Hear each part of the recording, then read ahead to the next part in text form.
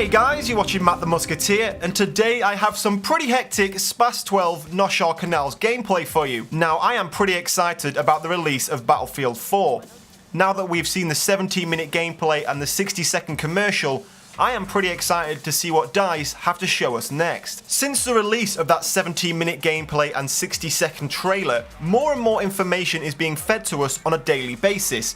Yet a lot of stones are still unturned and there's a lot of information to still be released and given to us. You know, so we really are still in the dark with Battlefield 4. I am sure there are a lot of new cool features that we are yet to be shown. So that means we still have time to talk about features that we would love to see appear in Battlefield 4. Now, one thing that I was pretty sad to hear a while ago was the cancellation of the Medal of Honor series.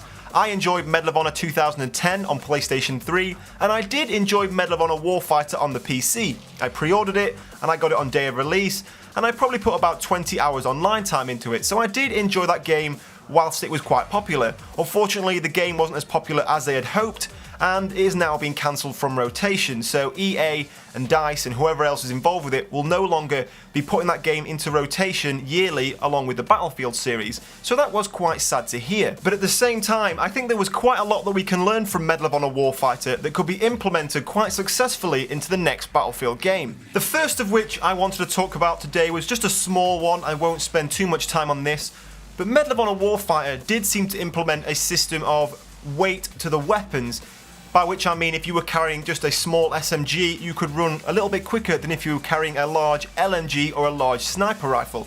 Now, this is a kind of physics that doesn't really appear in the Battlefield series. It does seem that with a LMG you can run just as fast as with a M9 pistol, for example. So is that the kind of thing you might want to see in a Battlefield game? That if you were equipped with a small submachine gun, you would have the advantage of running a little bit quicker than somebody equipping a large LMG? Is that something you might want to see in the game? Or do you think it would just make people run around with their pistol and their knife in their hand to try and run that little bit quicker? Or could it be taken just a little bit step further and made a little bit cleverer, as if you were carrying an LMG, just because you exchange to your sidearm doesn't mean that you aren't carrying the larger weapon on your person still. So by taking out your sidearm, you still wouldn't move any quicker if you're still equipped with the LMG. Is that something you want to see in a Battlefield game? Would it make the classes slightly a little bit more balanced by having people with large, powerful weapons that little bit slower than people with closer range, smaller weapons? You tell me below, is that something you'd like to see featured in the next Battlefield game? Now, the next and main feature that I want to talk about was actually my favourite feature of Medal of Honor Warfighter, and it really took me by surprise that this was in the game in such levels of detail. And I think a lot of people in the Battlefield and Medal of Honor community really did enjoy this feature, as there are a lot of videos on YouTube going into depth about it and looking into its features, and that was the level of customization to the weapons in the game. Now, for any of you guys who may not have played Medal of Honor Warfighter, it featured an in-match weapon customization section. Now, this was a very animated section. It showed your character in first person putting the weapon on a workbench of sorts, and you could from there pick all of your customization. So it didn't just feature lists and menus as we see with Battlefield 3. The close-up 3D animation really allowed you to get close to the gun and really take a look at the customizations and selections you were making for the gun. Now, beyond the animation, the game also featured a level of customization far beyond that of Battlefield 3, only allowing certain sights, attachments, and a few different paint schemes on a certain few weapons. Medal of Honor Warfighter allowed players to pick things such as the stock type to be attached to the weapon, the barrel length to be attached to the weapon, and all of these of course played their part on the effectiveness and the stats of the weapon, not to mention a vast array of paint schemes for all the weapons in the game. Now, this is a type of feature that I would love to be seen taken forward and improved and implemented in Battlefield 4. Maybe things like the animation that we saw in Medal of Honor Warfighter could be simplified and reduced. Sometimes, especially in match, that animation could be a little bit glitchy and a little bit slow.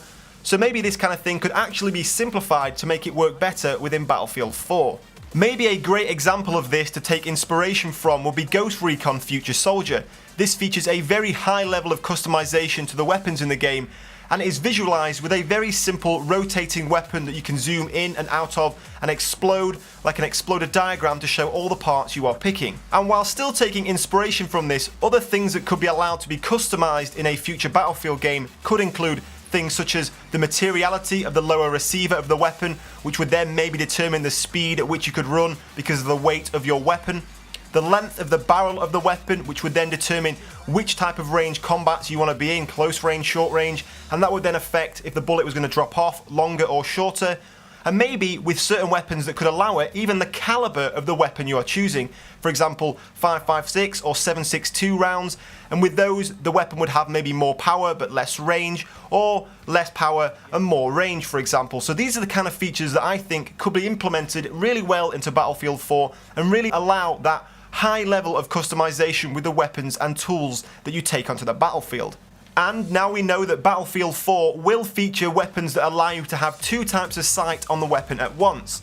In the gameplay we saw the US soldier with the M16 with the 4.3 American scope and the iron sights on the weapon at once. So this too could include a higher level of customization, allowing players to pick which two types of sight they can have on the weapon. Maybe you can have two types of optics, maybe you can't. Maybe you can pick which type of iron sight you want, maybe you can't. So these are all the kind of things to think about that would be pretty cool to see featured in Battlefield 4. But in the comment section below, I want to hear from you guys. What kind of level of customization do you want to see from the weapons? And what kind of other features would you like to see in allowance of customization? Types of stock, types of barrel, types of sight, paint jobs, all these kind of things, even the materiality of the lower receiver itself. Tell me in the comment section below, guys, if you think this is a good idea, and if there are any cool new features that I have missed that you would like to see featured in the game as well. But in the meantime, guys, thank you for watching, and I will see you soon.